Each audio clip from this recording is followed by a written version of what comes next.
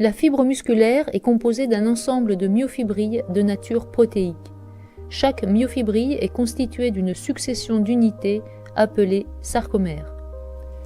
Chaque sarcomère est composé de filaments épais de myosine et de filaments fins d'actine. C'est le glissement des filaments fins par rapport aux myofilaments épais qui entraîne le raccourcissement du sarcomère et donc du muscle.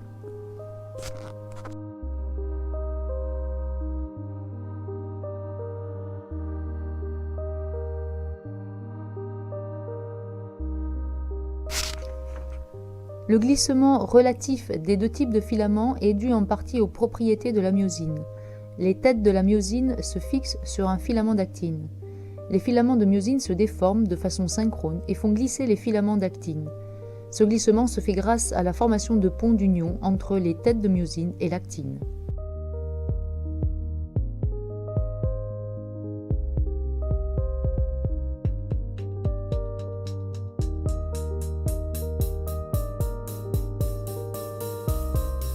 Lorsqu'une tête de myosine fixe de l'ATP, elle catalyse l'hydrolyse de l'ATP, ce qui fournit l'énergie nécessaire à l'activation de la tête qui change d'orientation.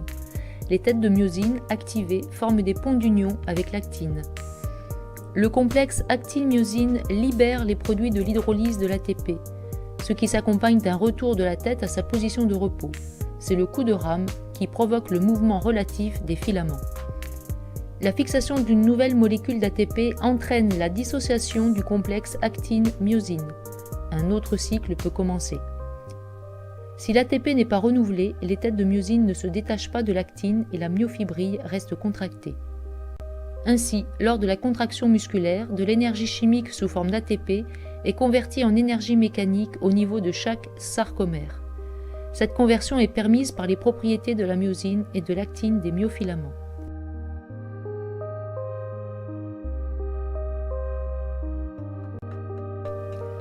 Les ions calcium interviennent dans le cycle de contraction.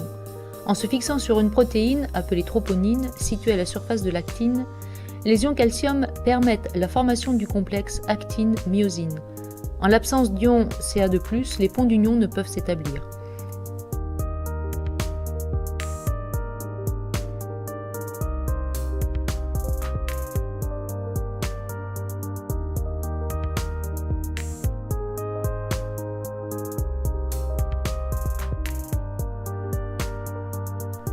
C'est en réponse au signal nerveux et lors de la fixation des neurotransmetteurs sur la membrane postsynaptique que des ions calcium sont libérés à proximité des myofibrilles.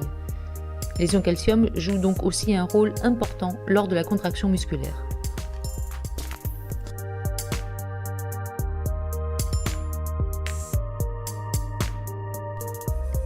Ainsi, l'association entre l'hydrolyse de l'ATP, qui libère de l'énergie, et le mouvement, qui en consomme, constitue un couplage énergétique. Il implique ici une transformation ou conversion d'énergie chimique portée par l'ATP en énergie mécanique, mouvement. La myosine et l'actine sont les acteurs moléculaires de ce couplage.